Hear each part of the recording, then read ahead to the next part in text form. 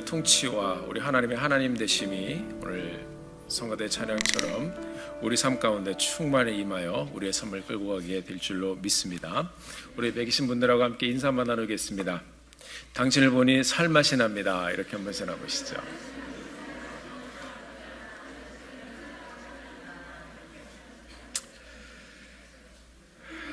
아멘, 아멘. 우리 주님의 은혜 가운데 함께 거하는 오늘 하루 여정 되기를 바랍니다. 우리 옆에 계신 분들 함께 축복하는 시간 같습니다. 하나님께서 당신을 통해 메마른 땅에 세민하게 하시기를 우리 서로 우리 마음껏 축복하며 주님 앞에 나아갑니다. 할렐루야. 하나님께서 당신을 통해 메마른 땅에 샘물 나게 하시기를 가난한 영혼 목마른 영혼 당신을 통해 주 사랑 알기 원하네. 동서남북으로 다시 한번 축복합니다. 하나님께서 당신을 통해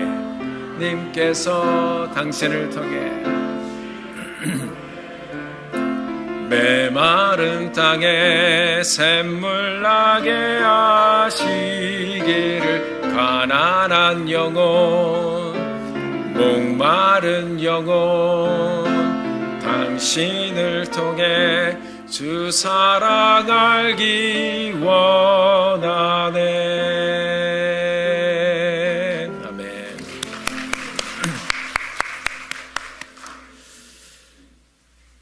자, 오늘 본문 말씀은 우리가 잘 아는 나사로의 이야기입니다. 우리가 무덤에 장사 지냈다가 예수님과 비슷한 모습이죠. 썩어가던 인생이 일어나는 그 장면을 저희들은 잘 알고 있습니다.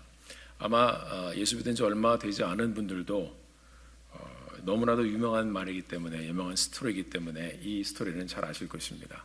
저도 오늘 본문 말씀을 이전부터 미리 준비하다가 원래는 나사로의 부활의 장면을 함께 나누기 위해서 말씀을 준비하는데 말씀을 읽어가는 중에 주님께서 가시기 전에 이 1절부터 16절까지의 말씀 가운데 멈췄습니다. 원래는 이 클라이막스가 예수님께서 기적을 이루시는 표적의 현장에 마지막 십자가의 대속의 사건 외에 보여주시는 놀라운 표적이라 여기에 말씀을 맞춰서 저희들이 제가 준비를 하고 가다가 있었는데 들려주시는 주님의 다른 말씀들이 계속 들려서 고민하다가 다음 주로 미루게 되었습니다. 오늘 저희들이 주께서 주시는 말씀을 우리 교회 공동체가 함께 받고 함께 듣고 함께 순종하고 함께 하나님 앞에 나가는 오늘의 귀한 예배의 현장이 되기를 주님의 이름으로 간절히 축원합니다. 어떤 병자가 있었습니다. 그 이름은 나사로입니다. 나사로, 우리 항공우주공화국이 나사인데 나사로 전혀 상관은 없지만 잊어버리지 마시라고 우리 함께 따라해 보시겠습니다. 나사로. 자, 나사로라는 사람이 있었습니다. 그래서 나중에 예수님께서 나사로를 나사라. 자, 이렇게 이 정도면 잊어버리지 않으시겠죠? 나사로. 이 사람에게 누이 두 사람이 있었습니다. 근데 그 이름은 마리아와 마르다입니다. 자, 이 정도 나오면 아마 많이 기억하시는 분들이 있을 것입니다. 마리아와 마르다, 예수님께서 특별히 사랑하던 사람이었고 특별히 마리아와 마르다의 집에 가셔서 또 음식도 드시고 또 유하시기도 하셨습니다. 우리가 잘 아는 마리아와 마르다가 음식하는 문제와 그리고 말씀 듣는 문제로 자매들끼리 티격태격하면서 주님 앞에서 그렇게 티격태격하며 응석을 부릴 정도였습니다. 그만큼 이 나사로와 마리아와 마르다는 주님과 굉장히 친했던 그런 사람입니다. 또 한 가지 오늘 본문을 보면 이 중에 마리아라는 사람은 우리가 들어본 사람일 거예요. 그리고 이 사람은 예배 현장에 주님께 나아갔던 사람으로도 유명합니다. 아주 비싼 향유, 그 옥합을 깨뜨려서 예수님의 발에 붓고 그 은혜에 감사해서 머리털로 예수님의 발을 닦던 그 현장의 여인이 바로 오늘 죽어가는 나사로의 누이였습니다. 그가 드릴 수 있었던 최고의 것을 주님께 드렸던 사람입니다. 성경은 이 삼남매의 부모에 대해서는 말하고 있지 않습니다. 아마 이 삼남매들만 같이 살았던 것 같아요.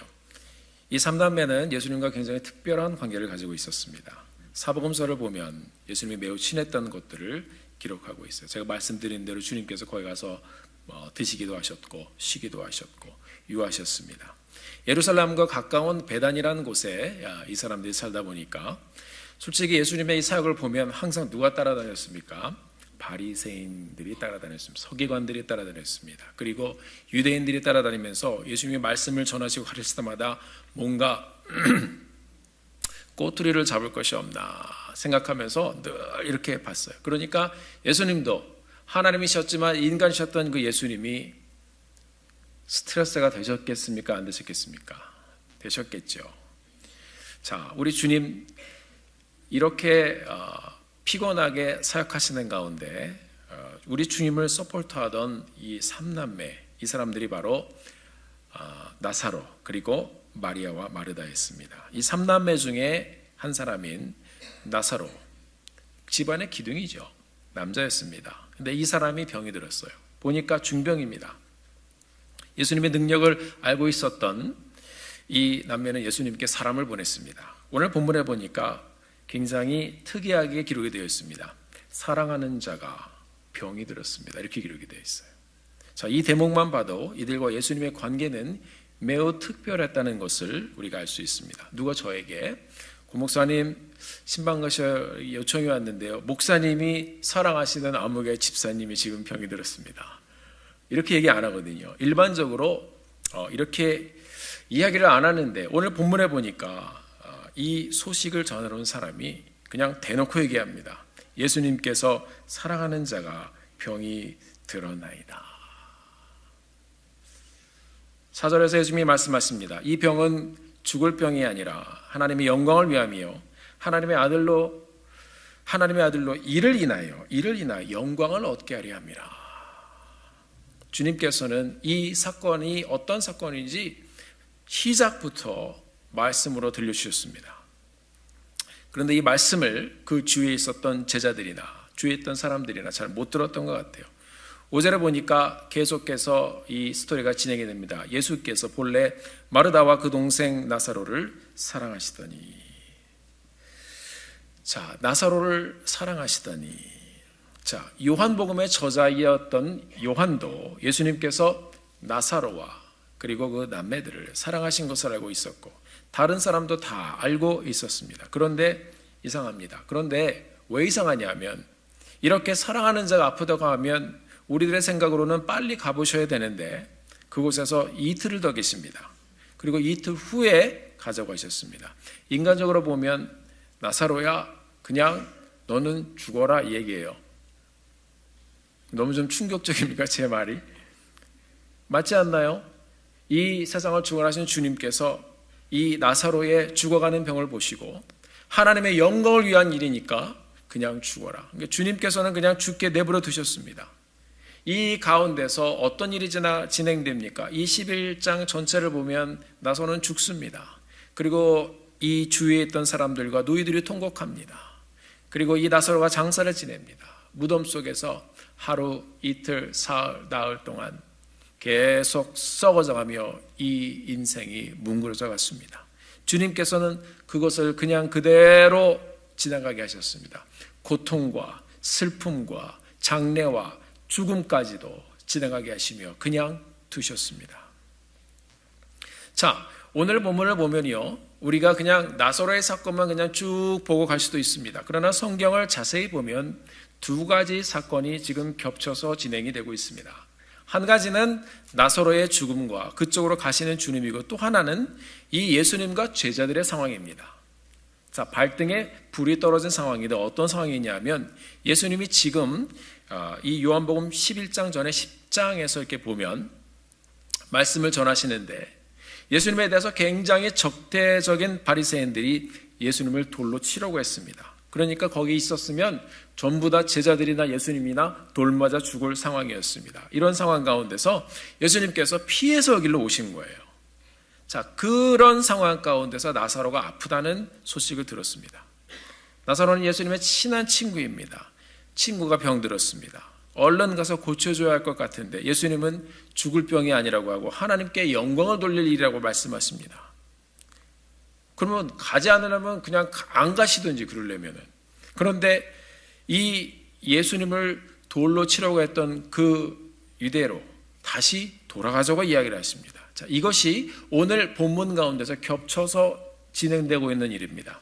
그러니까 제자들이 이 일을 제기했습니다. 주님, 유대인들이 주님을 돌로 치려고 해서 우리가 여기까지 도망쳐 왔는데 왜 또 그리로 돌아가십니까? 제자들이 말씀했습니다. 11절에 보니까 예수님이 말씀하십니다. 우리 친구 나사로가 잠들었다. 내가 그를 깨우러 가노라. 자, 나사로는 죽었습니다. 이미. 예수님이 나사로가 죽은 것도 다 알고 계셨어요. 죽어가는 것도 알고 계셨어요. 어떻게 보면 우리가 스토리를 아는 우리의 눈으로 보면 예수님이 그냥 죽게 내버려 두신 겁니다. 그리고는 우리 친구 나사로를 깨우러 가자. 자, 이제 죽은 사람을 살리러 가자 그 말이죠. 근데 이 제자들은 주위에 옆에 있으면서 그 상황을 전혀 모르는 상황 가운데서 이해가 되나요? 안 돼요. 12절 보니까 잠들었다고 하니까 제자들이 이야기합니다. 예수님, 주님 말씀대로 죽은 게 아니라 잠들었으면 이제 깨어나면 괜찮아질 겁니다. 자, 상황을 모르니까 이렇게 얘기하는 거예요. 자는 것이면 우리는 지금 굉장히 위험한 상황에 있는데 안 가도 된다는 말이죠. 왜? 무섭잖아요. 돌 맞는다는 그 상황은요, 그냥 돌 탁 맞고 막 이렇게 상처받으면서 핍박받는 게 아니라 그 시대에 돌로 친다는 것은 죽이는 거예요. 이 사람들은 두렵고 무서웠습니다. 예수님께서 말씀하셨어요. 잘 못 알아들으니까 그러시는 거죠. 이제 직접 말씀하십니다. 오늘 보면 14절에 보면 예수께서 밝히 이르시되 이제 확실하게 말씀하시되 나사로가 죽었다 그랬습니다. 죽었다. 15절에 보니까 내가 거기 있지 아니한 것을 너희를 위하여 기뻐하노니. 여러분 이해가 되십니까? 나사로가 자는 게 아니라 죽었다. 내가 거기 있지 아니하는 것을 인하여 내가 기뻐하노니. 이는 너희로 믿게 하려 함이라. 이 사건의 초점이 나사로의 입장에서는 하나님의 영광을 위해서라고 얘기하셨고, 그리고 이 제자들의 입장에서는 너희로 믿게 하려 이렇게 내가 시간을 끌고 이제 나사로를 깨우러 간다, 살리러 간다 말씀하고 있는 것이. 자, 그러니까 저도 본문을 읽으면서 좀 헷갈렸습니다. 그래서 이거를 계속 읽어보니까 이제 이 얘기가 이야기더라고요. 자, 그 다음에 이런 상황 가운데서 제자들은 두려워하는데 도말한 사람이 주님께 이야기합니다. 자, 디두모라 하는 도마가 16절에 다른 제자들에게 말하되 우리도 주와 함께 그냥 죽으러 가자. 이것이 오늘 본문 말씀입니다. 오늘 본문이 실은요, 이 놀라운 나사로의 부활 사건 그 이전에 진행되어지는 옥신각신하는 그런 이야기인데요. 간단한 것 같지만 굉장히 어려운 말씀이더라고요. 예수님은 이미 사건을 다 통찰하고 계시지만 나사로의 가족의 관점과 그리고 제자들의 관점과 주님의 관점이 이 관점이 전부 다 이 셋이 다 씨름을 하고 있는 그런 상황입니다. 한쪽은 병들어 죽게 되었으니까 빨리 오시라고 얘기하는 거고, 제자들은 돌 맞아 죽기를 피해서 여기까지 왔는데 또 오자 그러니까 다시 피해 또 거기를 가야 하니까 그것이 좀 찹찹하고, 예수님은 하나님께 영광을 돌리기 위해서 얘가 아프다고 얘기하고, 이제 주님께서 너희로 믿게 하려 하고 내가 일부러 안 갔고, 자, 이 상황이 지금 복잡하게 꼬여가고, 또 어떻게 생각해 보면 굉장히 이 속들을 다 이렇게 내놓으면 전부 다 셋 다 안 맞는 그런 상황입니다. 자, 우리가 말씀을 통해서 주님의 음성을 듣게 되기를 바랍니다. 예수님의 의도와 나사로의 상황을 정확하게 알지 못했던 그 제자들은 가서 돌 맞을까 두려워했어요. 마리아와 마르다는 주님이 오시기를 원하며 발을 동동 구르고 있었어요. 그런데 오늘 본문 마지막 도마라는 제자는 또 주님의 말씀을 듣고 다 같이 죽으러 가자고 얘기합니다. 그러니까 도마의 편에서 보면 나사로도 죽어가지만 예수님도 거기 가시면 살아나기 힘들다는 거예요. 우리도 거기 가면 살아나기 힘들다는 거예요. 판단이 되죠. 그러니까 도마도 기왕 갈 때 죽으러 가자 그러고 얘기한 거예요. 용기 있는 말을 했어요. 여러분, 이 도마라는 사람은 성경에 보면 나중에 예수님이 부활했는데 오늘 본문에서는 굉장히 멋있게 나오지만 나는 주님을 보지 않고는 믿지 못하겠습니다 하고서 버티던 사람이었습니다. 나중에 주님을 보고 하나님을 보고 주님 앞에 엎드리던, 그리고 이 도마도 순교를 했던 사람입니다. 나사로가 살던 곳은 성난 유대인들이 기다리고 있었던 곳이고 사람들이 자기들에게 언제든지 돌을 던질 수 있었던 곳입니다. 자, 죽음을 향하여 들어가는 이 나사로에게 가는 길, 돌 맞아 죽을 곳으로 이제 가자고 말씀하십니다. 이것이 오늘 본문 말씀의 이야기입니다.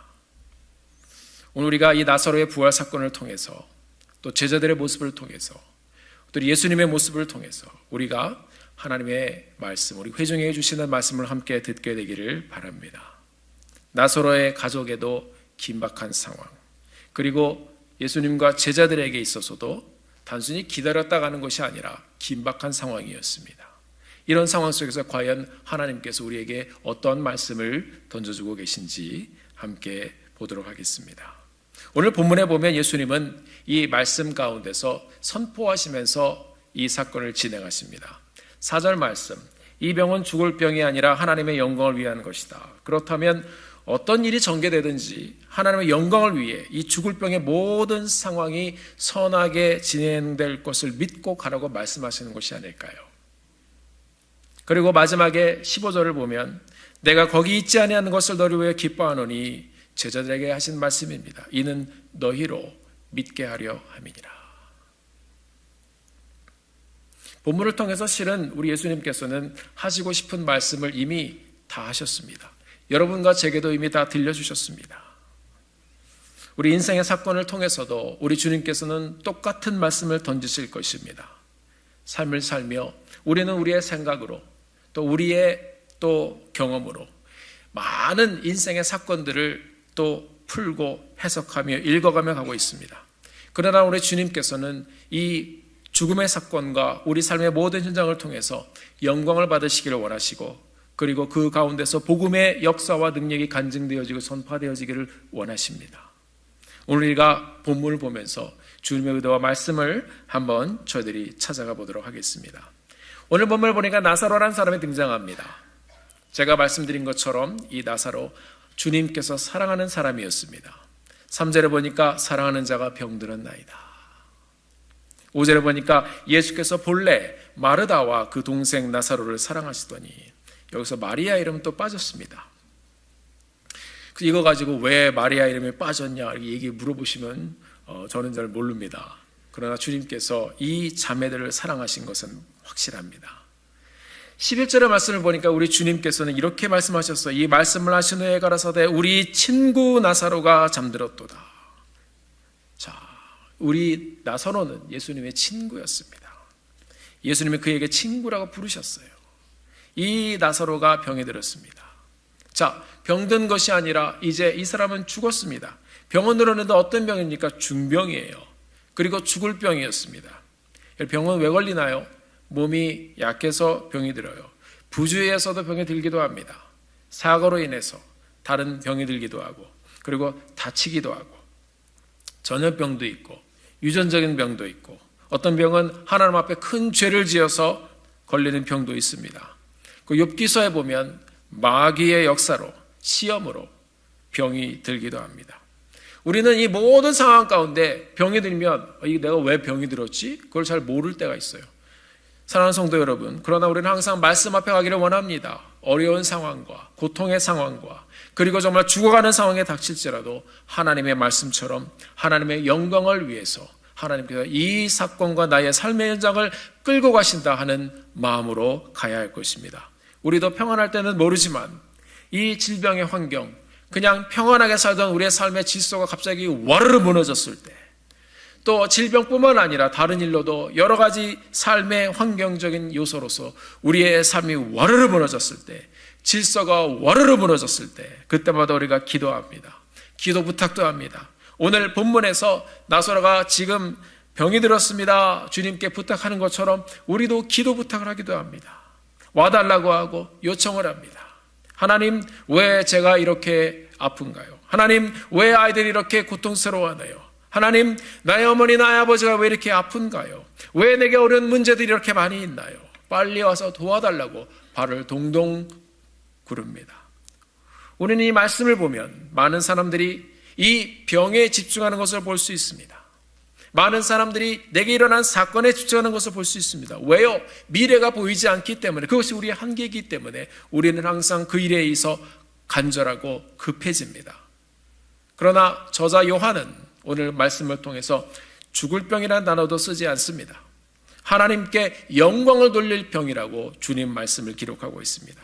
오히려 나사로를 얘기하면서 예수님이 사랑하시는 자라고 오히려 반복하면서 이 병과 죽음 대신 하나님이 사랑하는 자라고 이야기합니다. 나사로의 이 시스터도, 이 마리아와 마르다도 예수님께서 사랑하는 이 남매라고 계속 기록하고 있습니다. 주님의 친구라고 기록하고 있습니다. 우리가 삶의 많은 문제들을 바라보면서 이 문제 때문에 낙심하고, 문제 때문에 좌절하고, 문제 때문에 절망합니다. 그러나 오늘 우리가 이 말씀을 보면서 하나님께서 보시는 관점은 바로 문제가 아니라 주님과 우리와의 관계임을 우리가 말씀을 통해서 함께 듣고 발견하기를 주님의 이름으로 축원합니다. 여러분의 관심은, 우리의 관심은 문제와 닥친 일이지만 예수님의 관심은 여러분과 저입니다. 예수님은 여러분과 저를 사랑하십니다. 예수님의 관심은 여러분과 저의 삶을 통해서 반드시 하나님의 영광을 돌리게 하는 그런 영광스러운 일이 일어나게 하시는 것입니다. 여러분의 삶이 하나님의 영광을 함께 누리는 삶이 되기를 주님께서는 바라고 계십니다. 그래서 무슨 일이 일어날 때마다 이를 통해서 주님의 관심은 어떻게 이를 통해서 하나님의 영광이 되고 저들에게 기쁨이 될까, 그것이 고민하시는 주님의 모습이라는 것입니다. 이를 위해 하나님의 계획과 하나님의 시간에 하나님의 의대대로 우리의 삶을 하나님의 뜻대로 끌고 가시는 것입니다. 그 순간에 우리는 어떻게 진행될지 모르기 때문에 기다리다가 좌절이 되고, 기다리다가 절망이 되고, 기다리다 보니까 11장의 나사로의 사건처럼 죽고, 기다리다 보니까 장사도 지내고, 기다리다 보니까 썩어 무너지는 그런 현장까지 우리는 가서 절망 가운데 빠지기도 합니다. 사랑하는 성도 여러분, 예수님이 사랑하시는 나사로, 마리아, 마르다, 사랑하시는 나사로가 그 중에 병이 들었나이다. 여러분의 인생은 우리 주님이 사랑하시는 인생입니다. 여러분의 이름도 주님께서 사랑하시는 이름으로 기록하고 있습니다. 석진아, 내가 너를 사랑한다.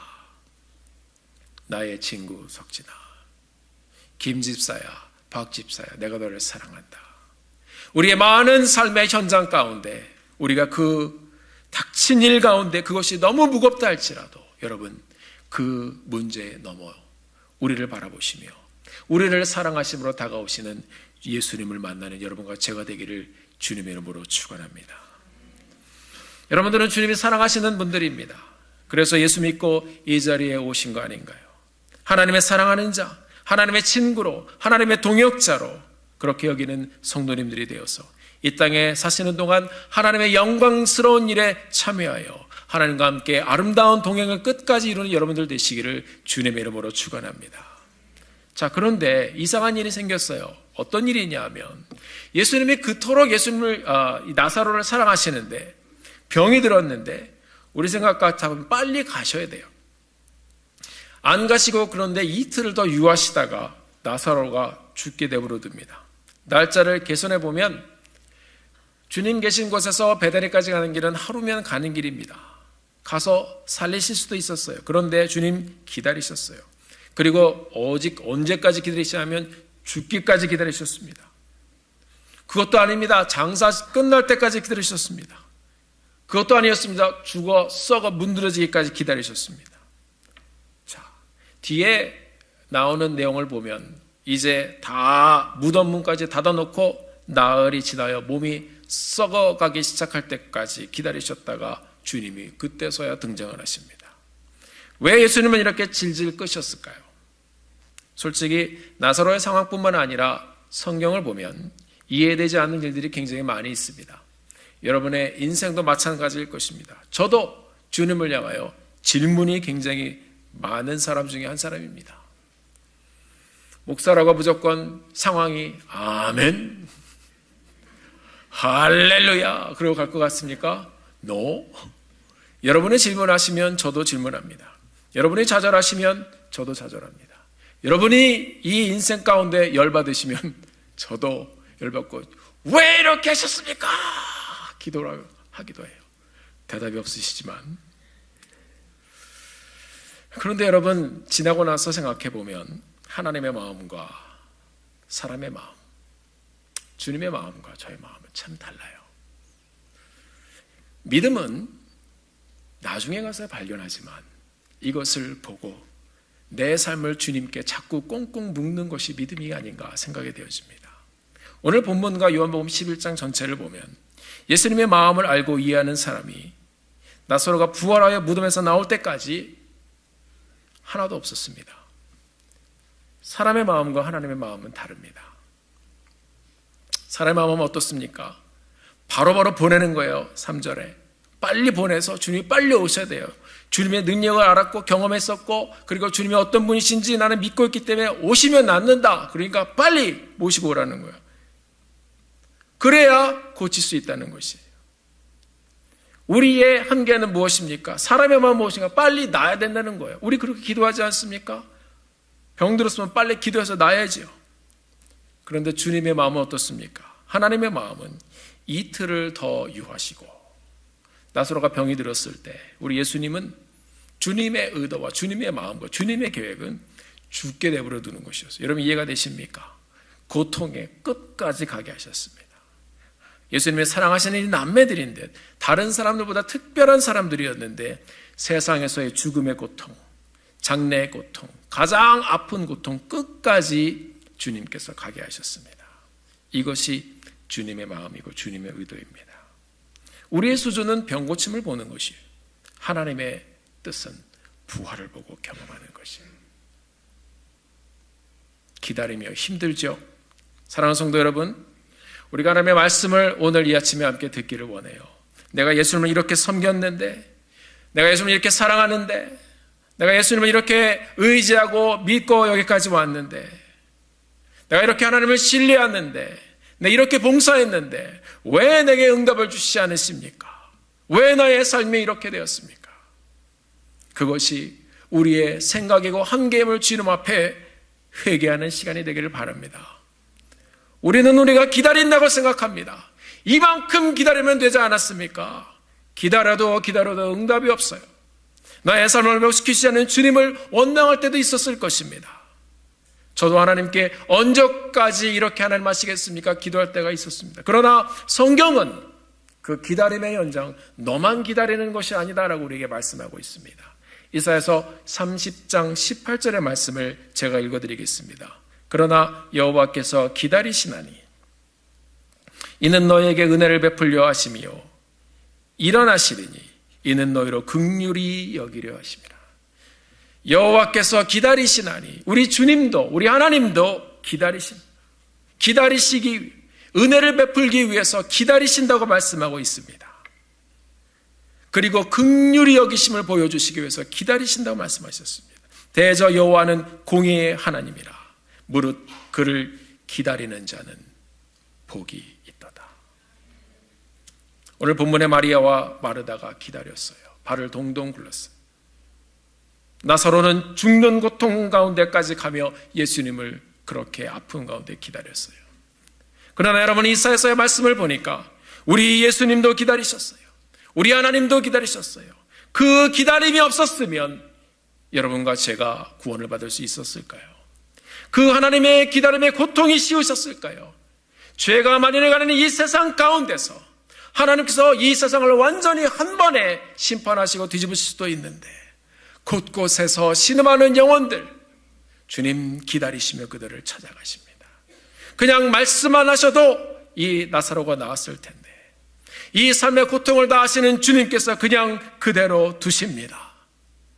하나님이 얼마나 사랑하시는지 보게 하시기 위해서.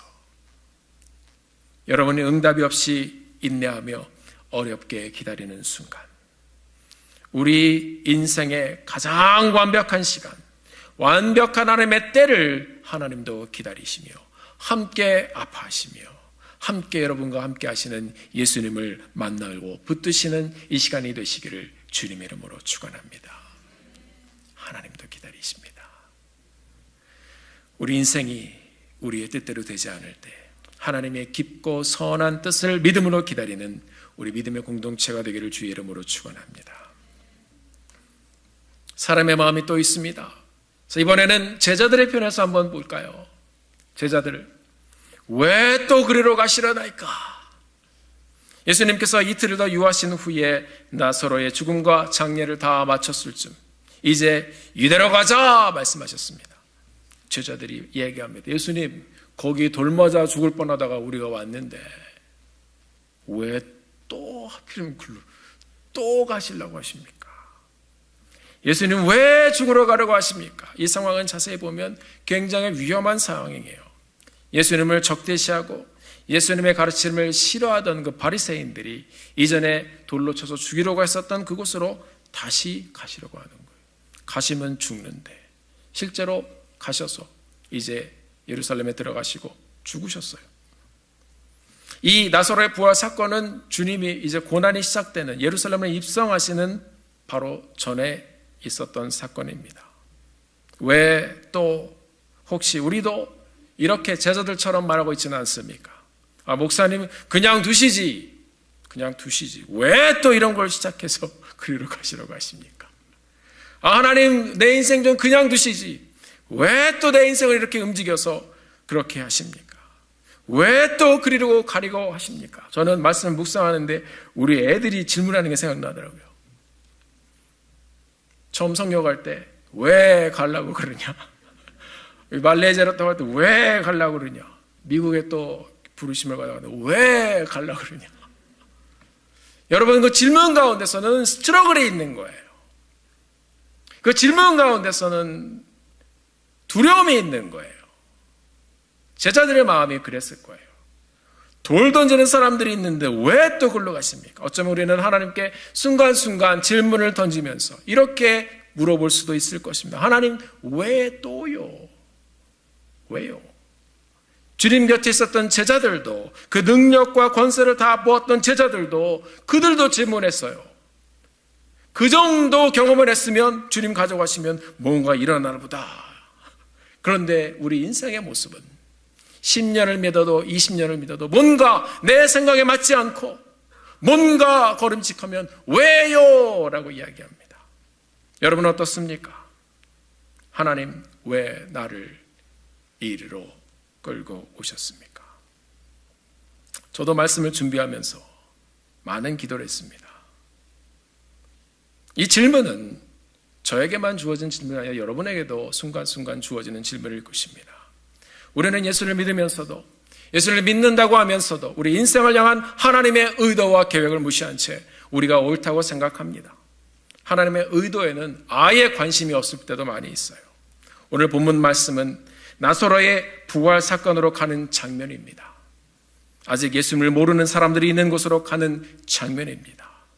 거기에 주님께서 제자들을 향하여 가자, 같이 가자고 말씀하고 있는 것이에요. 왜 그리로 또 가십니까? 제자들의 반문에 주님의 마음은 어떠셨을까요?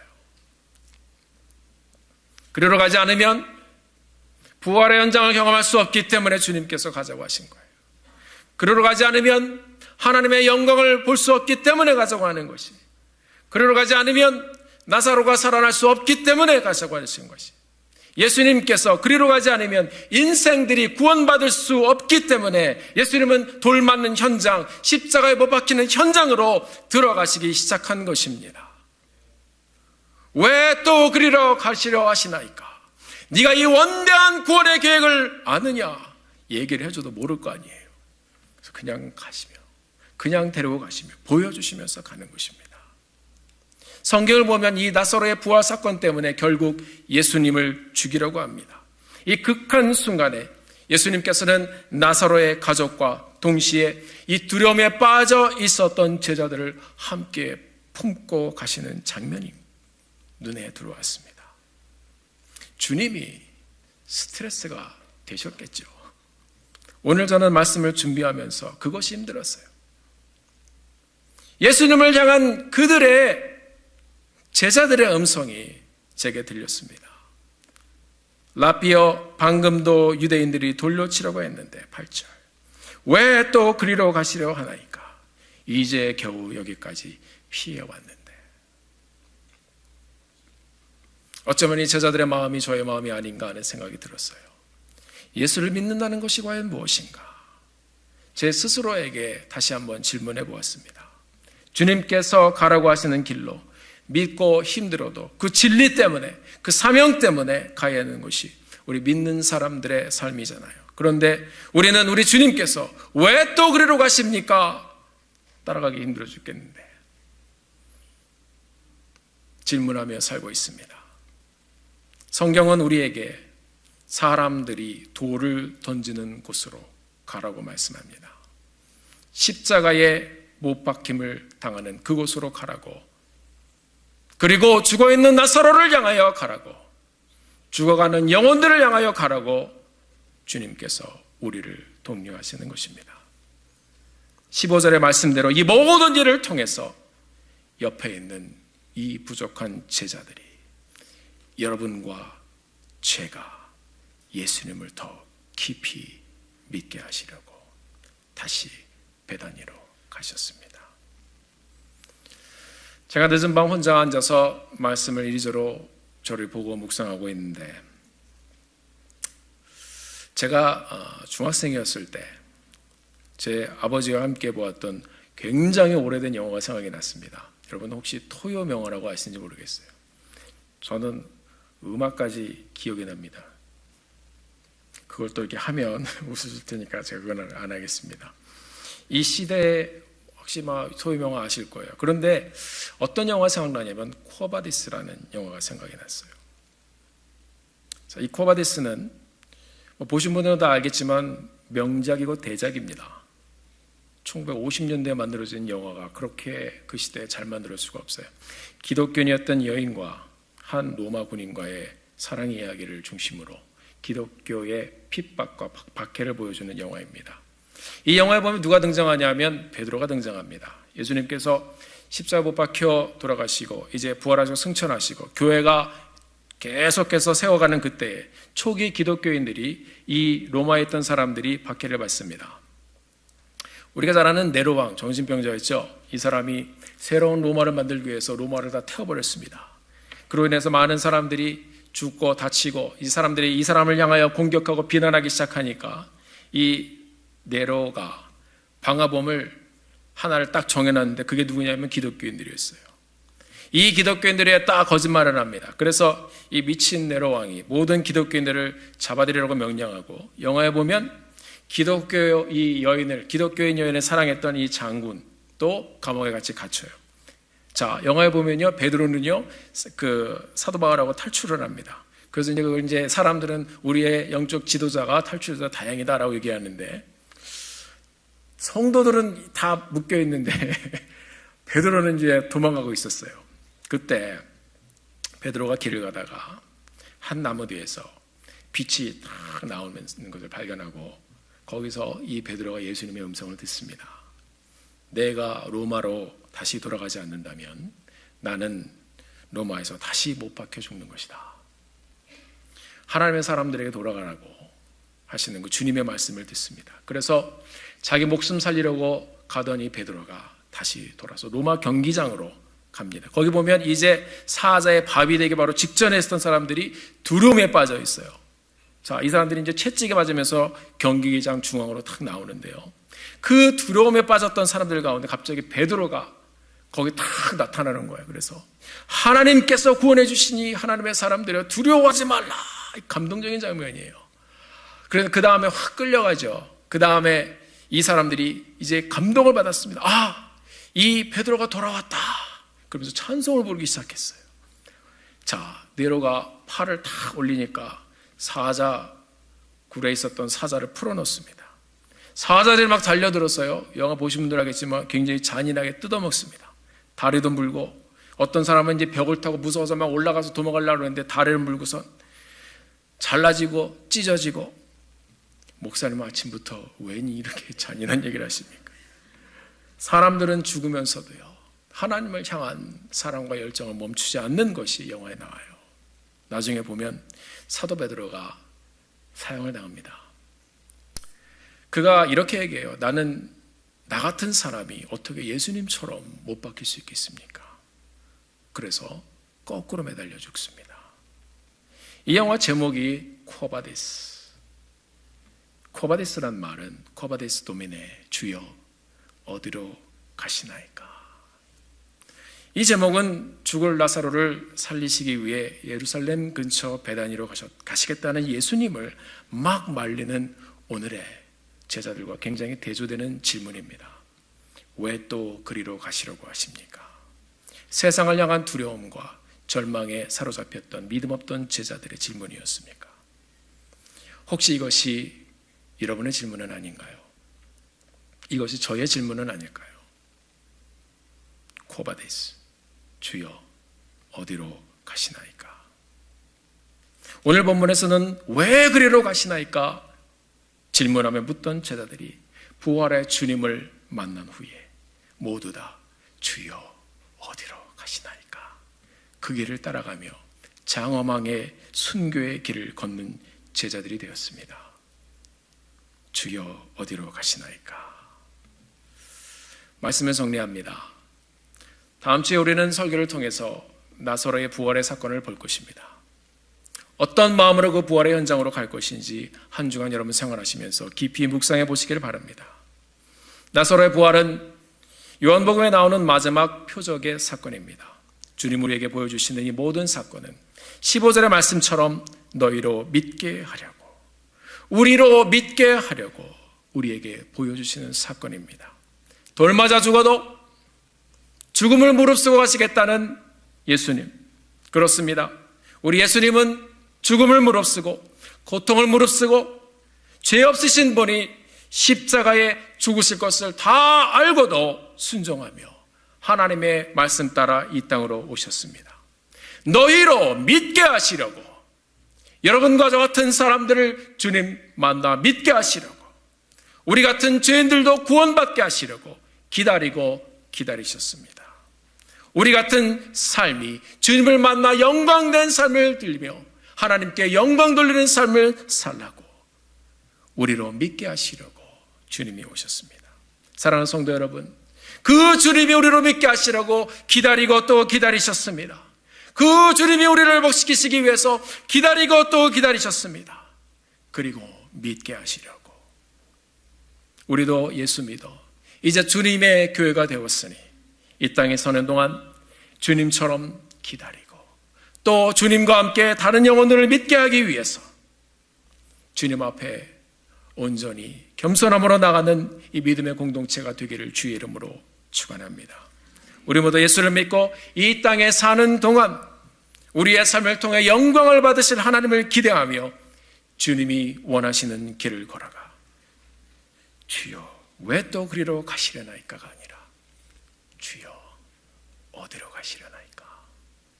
주님이 보여주시는 그 땅으로, 그 길로 함께 아름다운 동행의 여정을 이루시는 여러분과 제가 되기를 주의 이름으로 축원합니다. 기도하시겠습니다. 하나님 아버지,